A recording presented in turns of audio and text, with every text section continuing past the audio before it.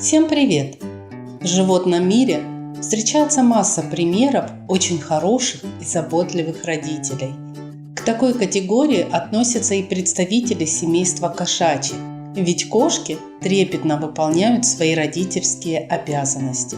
Сильным материнским инстинктом обладают как дикие, так и домашние особи. Если вы хотите узнать подробнее, почему кошка облизывает своих котят после рождения, или почему она постоянно переносит их на новое место, то оставайтесь на моем канале. Вы узнаете много интересного о поведении кошки в период ее материнства.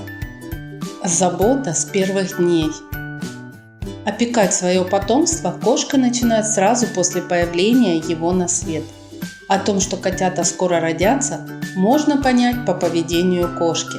В такой период она становится беспокойной и начинает искать укромное и теплое место. В эти моменты ее лучше не беспокоить. Даже если вы сами оборудуете для нее удобную коробку и постелите пеленки, она все равно родит там, где посчитает, что ей будет более безопасно и спокойно. Котенок появляется на свет покрытым слизью и мокрый. Первым делом мама тщательно и торопливо вылизывает его, стимулируя тем самым дыхание и кровообращение. Она побуждает котенка к движению. Кроме того, язык – это отличный массажер. Правильно используя свой язык, кошка улучшает и облегчает процесс пищеварения в животике котенка.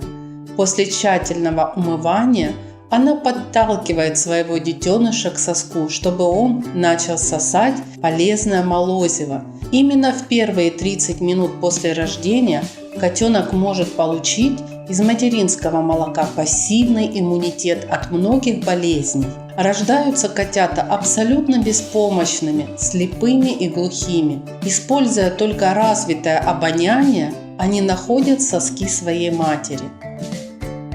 Материнский инстинкт. Сразу после родов в кошке просыпается сильнейший материнский инстинкт. Защищая своих деток, мать готова вступить в бой с любым противником, пусть он и больше ее в несколько раз. В первые часы после родов кошка может неадекватно реагировать даже на любимого хозяина.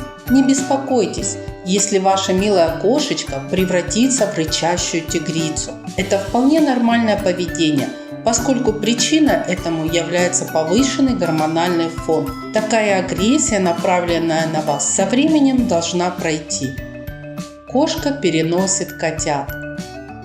Кошки – это заботливые матери, они всегда стремятся к идеалу. Поэтому место для вскармливания и воспитания своего потомства они выбирают с особенной тщательностью. Часто кошек не устраивает место, где проходили роды, и она переносит котят в другое место. Причин тому может быть несколько. Например, в этом месте стало слишком светло или слишком шумно, или котята постоянно пищат, и кошке кажется, что им неудобно или некомфортно. Перетаскивание котят кошкой опасно. Она может случайно уронить или ударить котенка, а скелет его еще в этот момент слишком слаб. Также она может схватить малыша за шею или животик вместо загривка, тем самым нанося травму. В этом случае не стоит отбирать у нее малыша. При виде опасности кошка может только сильнее сжать челюсти, котенок может погибнуть. Именно поэтому особенно важно подбирать вашей питомице максимально комфортное, теплое и темное место, чтобы она могла спокойно выращивать свое потомство. Воспитание котят. Как только малыши немного окрепнут и освоятся в новом мире, кошка начинает их обучать. Мама – это неоспоримый авторитет для котят. Именно на ее примере они обучаются всему. В 5-й неделе жизни кошка обучает котят гигиене. Например, как аккуратно кушать или как правильно умывать мордочку после еды. В возрасте около месяца кошка начинает выводить своих малышей на прогулки, а затем обучает лазить, прыгать, охотиться. Именно в этот момент малышей чаще всего разлучают с матерью, хотя это не совсем верно. Чтобы котенок развивался умственно и физически, его стоит оставить под опекой матери хотя бы до 2-3 месяцев.